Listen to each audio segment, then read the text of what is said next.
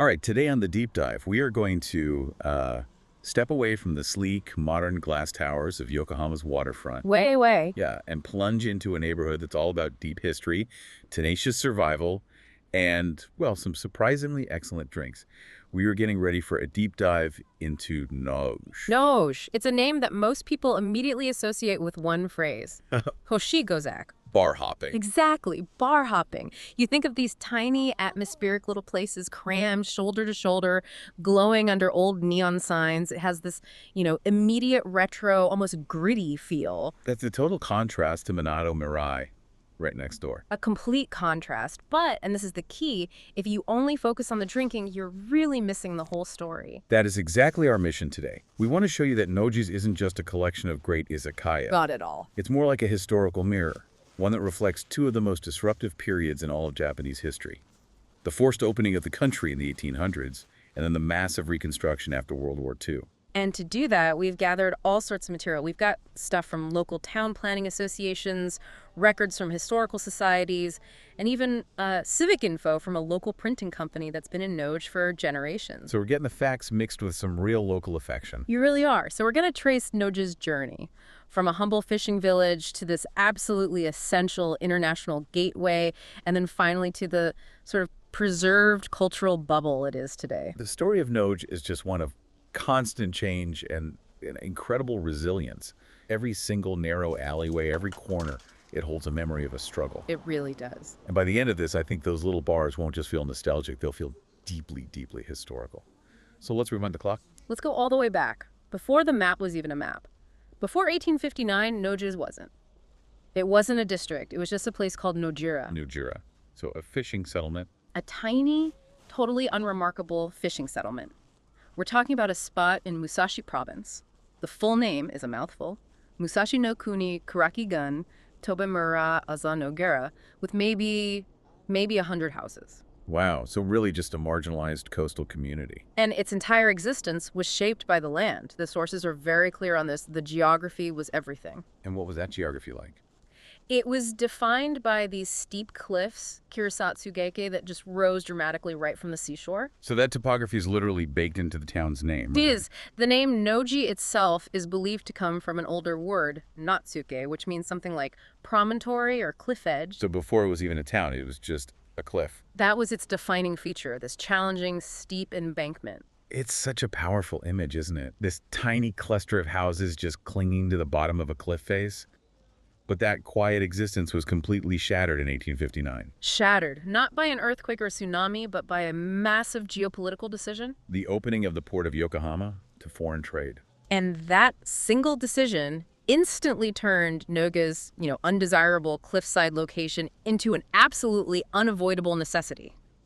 This is probably the most critical role Noge's ever played in history. And it all goes back to the shogunate's isolation policy. Yeah. They were trying to control and restrict access for foreigners. That's right. The Edo shogunate was, frankly, terrified of letting foreigners mix with the main Japanese population along the Tokaido Road, the main traffic artery. So they picked a spot that was out of the way. A very remote spot, a reclaimed inlet. And they built the foreign residential and trade area there. It became known as Kanai. Which literally means inside the barrier? Or inside the checkpoint, yeah. They effectively walled it off. Okay, so if you build a wall around the foreign settlement, how does anyone actually get to it from Edo or the main road? That is the million-dollar question. Because even if you isolate Kanai, people still have to get there. And if you were traveling from Edo, you couldn't just walk straight into the port. You had to go around. And that route took you straight through Noge. Straight through Noge. It became the mandatory choke point, the one essential link between Japan and this new international zone. So how did that journey work physically? To get there, a traveler, and we're talking Japanese officials, powerful bakumatsu figures, all the foreign dignitaries, they had to pass through something called the Noji Kiridoshi. A cut-through. A cut-through carved directly into those cliffs we were talking about. From there, you'd go down the main street, Noji Handori, cross a bridge, and then you'd finally get to Miyakobashi, which led toward the restricted zone. What was that Kiridoshi like? Was it a paved road or something more rugged? The sources suggest it was pretty challenging. A trench basically carved through rock and earth to make a path. It was not a smooth highway. So the very act of cutting through the cliff that gave Noge its name also turned it into this this bottleneck. A true bottleneck. Every important person, every piece of cargo heading for the new port city had to literally squeeze through Noge. That's a huge shift in status. A 100-house fishing village suddenly becomes the main artery for international diplomacy in the 1860s. And with that importance came massive physical change. They had to create more land. Between 1867 and 1871, there were huge land reclamation projects to make space for the foreign settlements and, crucially, for the railway. Which brings us to Japan's very first railway. That must have been the final piece of the puzzle for Noge. It was. In 1872, the Meiji government opens the first line from Shimbashi in Tokyo to a new station called Yokohama Station. And the key detail here is the location of that station. It's critical. That original Yokohama station is what we now call Sakuragicho Station. So the train line ended right on Noge's doorstep. Absolutely. The positioning was completely deliberate. Kanai, the foreign sector, remained separate, but the Japanese population needed a place to live, to trade, to gather right next to this major new transport link. And Noge's was right there. It was already the established entrance, so it cemented its role as the Shitamachi, the downtown area for the Japanese citizens, providing all the goods and services right outside the gates of the foreign sector. That's how it went from a rural village to the real beating heart of Japanese Yokohama. It's just a remarkable story of geographical destiny. And if the opening of Japan defined Noge in the 19th century, the next massive shift came almost 100 years later, after 1945. And here's where history just repeats itself with this chilling accuracy. Noge becomes the nucleus all over again. It does, but for very different reasons. After the surrender in 1945, the U.S. occupation just fundamentally stripped Yokohama of its city center. The U.S. military requisitioned almost everything. Kanai, Aizukicho, all the main commercial hubs. Everything. Major landmarks we all know, like the Hotel New Grand, were taken over. General MacArthur used it. They even built an airfield right along the Uka River. The entire Japanese commercial and social center was fenced off. It became foreign property. So for the second time in a century, the citizens of Yokohama lose access to their own downtown. Precisely. The city was, once again, effectively closed to its own people. So where do you go? Where does the Japanese population turn? They turn to the one place that's just outside the requisition zone, Noge. It was forced to become the only functioning Japanese downtown, again. But this time it wasn't a gateway for diplomats. It was a sanctuary driven by desperation. Utter desperation. And that desperation fueled the rise of the infamous Yami-ichi, the black market. Which were chaotic and defined by shortages, but also just incredible resourcefulness. What was the atmosphere like? Dense. Almost overwhelming. You had returning soldiers, people who'd been bombed out of their homes, former factory workers. Everyone converged on Noge, looking for work, for food, for anything. And that's where that famous phrase comes from. Noge ni koreba nandemo soru. If you come to Noge, you can find anything. Yeah. It just perfectly captures that time. It really does. You could find anything. Military surplus from the U.S. bases, cigarettes, chocolate, illicitly brewed booze, tools, and most importantly, food. Which leads directly to one of Noge's most famous and unusual quirks. Kujira Yokocho. Whale Alley. Yes, Whale Alley. It was this cluster of stalls, sometimes called Kusuburi Yokocho or Kasutori Yokocho, and it specialized in one thing, whale meat. Usually sold as deep-fried cutlets, Kujira Katsu. Why whale specifically? Well, think about it. Protein was incredibly scarce. All the traditional livestock farming had been devastated by the war. Imports were minimal. Well, whales? Whales were an immediate high-volume source of animal protein. And these cutlets, the sources are clear, they weren't a delicacy. This was survival food.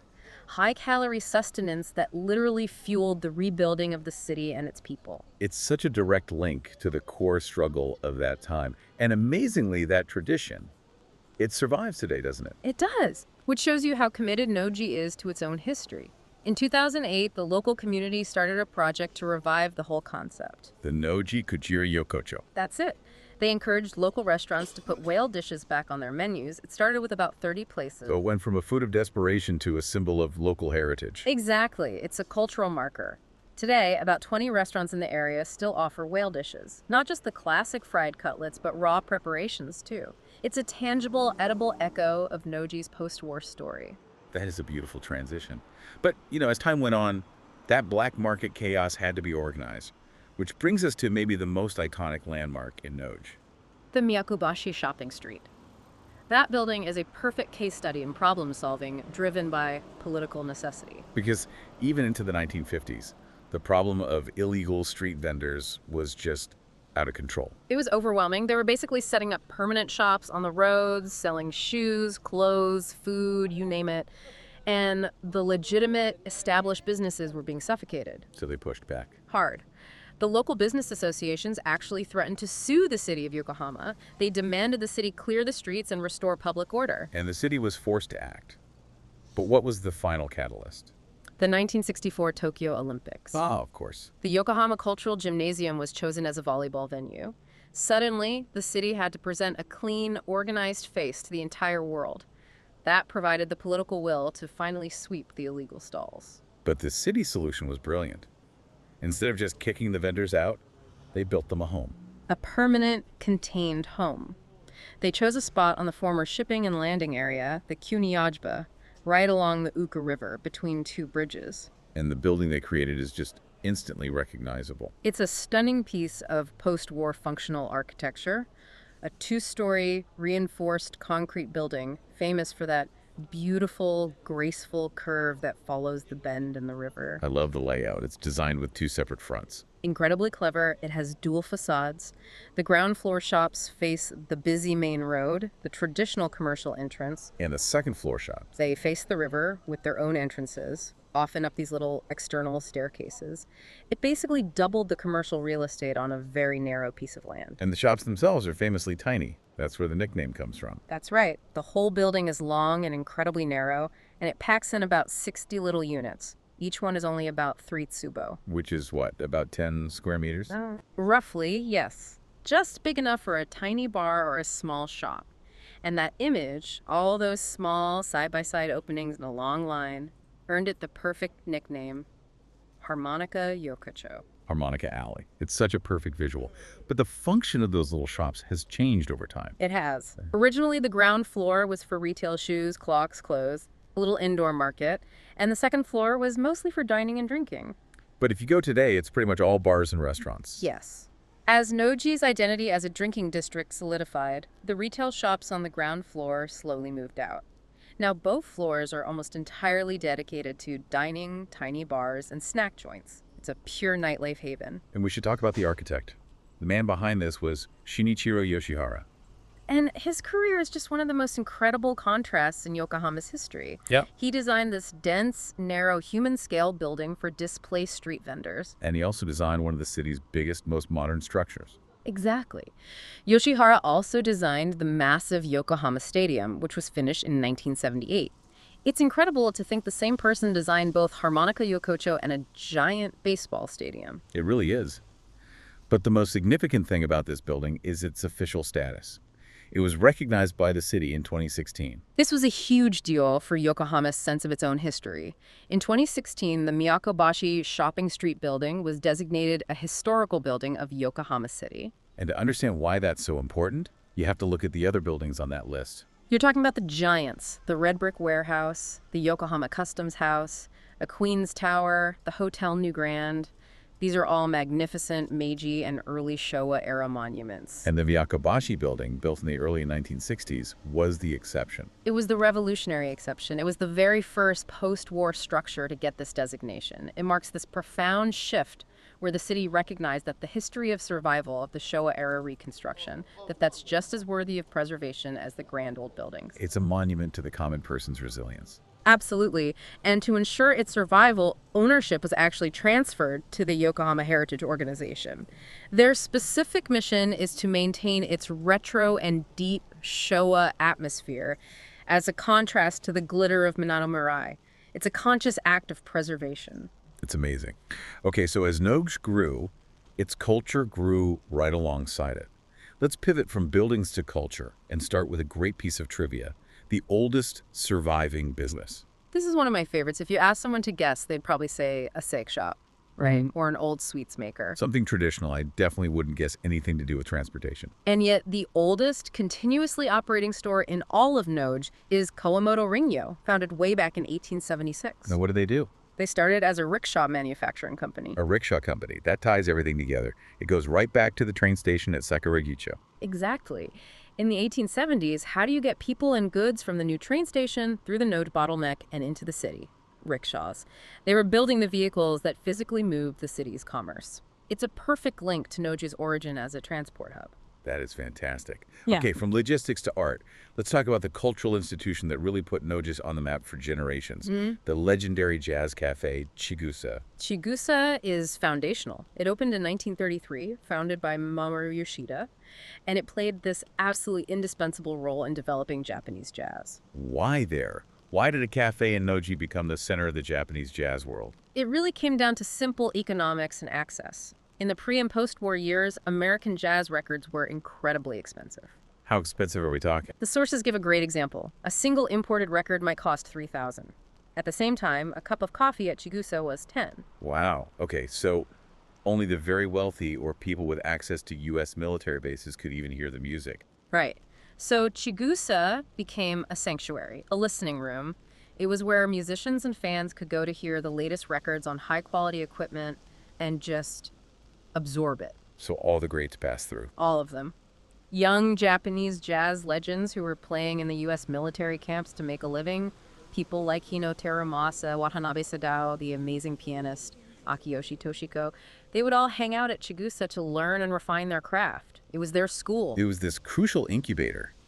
But the cafe almost disappeared, didn't it? It did. After the founder, Mamoru Yoshida, passed away, the cafe struggled and finally closed its doors in 2007. It really felt like the end of an era. But the community wouldn't let it die. Tell us about the archive project. The response from the community was just extraordinary. In 2010, fans and academics organized this temporary recreation of the cafe's atmosphere just to see if people still cared. And they did. They really did. 2,000 people showed up in 10 days. That was all the proof the local community needed. And they revived it. They reopened it in 2012 as a nonprofit. The new space is fantastic. The first floor is the cafe, and they were meticulous about using the exact same type of high-fidelity speakers as the original. And the second floor. That's the Yoshida Mamoru Memorial Museum.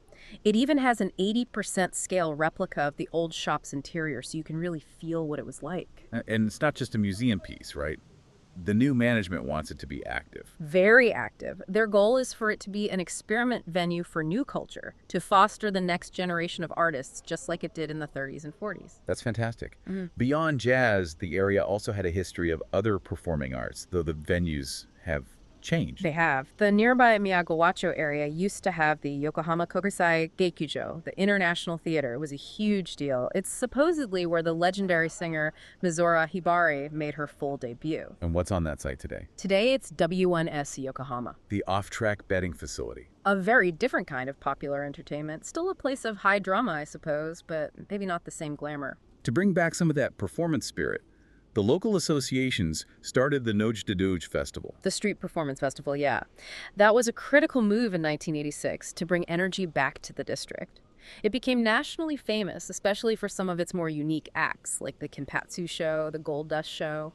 But they needed something more participatory, more year-round. And that's where the newest creation comes in. Noge Jazz de Bon Odori. It started in 2014, and it's just this brilliant, innovative event. So they fused jazz with traditional bon dancing. Exactly. It brings together Noge's two great cultural traditions, the modern history jazz from Chigusa and the ancient tradition of a community folk dance. It's been a huge success. It's a perfect example of Noge's ability to adapt, and that adaptability was really put to the test in the 21st century. The crisis of 2004 was an existential threat. This was the decommissioning of the Toki-Toyoko line that ran to Sakuragicho Station. Exactly. For over a century, Noge's lifeblood was its connection to that station. And overnight, a huge chunk of that foot traffic was just gone. What was the immediate impact? It was catastrophic. A sharp drop in revenue, a mass exodus of businesses. Some sources say over 30% of the local businesses left. It was a shock that could have killed the district. But it didn't. It actually led to a revival, the Phoenix effect. It's a remarkable case of urban economics. The crisis caused commercial rents to plummet, and that suddenly made Noge affordable for a whole new generation of younger, independent entrepreneurs. So a new wave of businesses came in. A completely new wave. They weren't opening old-school snack bars. They were opening craft beer bars, wine bars, small cocktail spots, places that appealed to younger people, to couples, and especially to women, a group the old Noge had largely ignored. So the customer base completely diversified. It did. The district managed to keep its historic architecture, but completely renovate its internal culture. It used the crisis to reinvent itself. And the city helped maintain the remaining connection to Sakuragicho Station. With the Noge Chikamichi, the underground passage built in 1999. The name is a great pun, a mix of Chikado Underground Passage and Shikamichi shortcut. It lets you bypass the big, busy Route 16 on foot. It's vital. And its construction was part of the compensation package from the city for the eventual closure of the Tokyu line. It was a buffer against the fallout. Okay, finally, there's one more layer to Noge's entertainment scene. One that's often less discussed, but historically important. That would be the area's LGBTQ+ scene. The Noge and Miyagawacho area is one of the biggest concentrations of LGBTQ+ commercial spaces in the whole prefecture. And its roots also seem to go back to that post-war period. The sources suggest that many of these venues started by catering to the U.S. occupation forces. That historical context helped foster a specialized and diverse clientele that is still there today. So how does it compare to, say, a more famous district like Shinjuku, Nichome, and Tokyo? It's different. There are about 50 gay bars in the area, but it's considered a gay spot, not a gay town. What's the distinction? In Noge, the venues are all mixed in. They're right next to the regular izakaya and karaoke joints. They aren't segregated into one specific block. They're woven into the fabric of the neighborhood, which gives Noge this really unique, complex character. And there's an interesting piece of trivia about the members-only signs you see on many of these bars. That's a crucial nuance. Those signs don't always mean what you think they mean. They serve a few different social functions. Like what? First, they protect the privacy of regulars who might not be out publicly. Second, they deter troublemakers. And third, they act as a kind of screening mechanism. It signals that this is a space that values its community and atmosphere over just quick transactional business. So just like Noge itself, there are all these hidden layers operating just beneath the surface. Exactly. It all contributes to the dense, human-scale feel of the place. And it is a real community. It's tiny, less than 1/10 of a square kilometer, but over 2,400 people live there. It's not just a nightlife spot, it's home. This deep dive has really shown how Noge's DNA is just coated with transformation and survival. It went from a fishing village defined by its geology to an international gateway defined by politics to a post-war survivor defined by crisis. And now it's a consciously preserved cultural hub that is still managing to reinvent itself. The story of Noge is resilience, personified. It's faced every kind of shock imaginable, geographic, economic, infrastructural, and every time it just became more vital and more central to the people of Yokohama. The preservation of icons like Miyakobashi, the rebirth of places like Chigusa, and that phoenix effect that attracted a whole new generation, it all proves this neighborhood had this incredibly adaptable soul. It really embodies the idea that historical depth, even the messy, chaotic parts, is what creates lasting affection and identity. So we've seen Noge defined by its ability to pivot for nearly 150 years. From making rickshaws in the 1870s to pioneering jazz in the 1930s, to revitalizing itself with street performance in the 1980s. It's an incredible timeline. It is. So given its current momentum balancing that deep preservation with all this new energy, here's a final provocative thought for you to carry forward.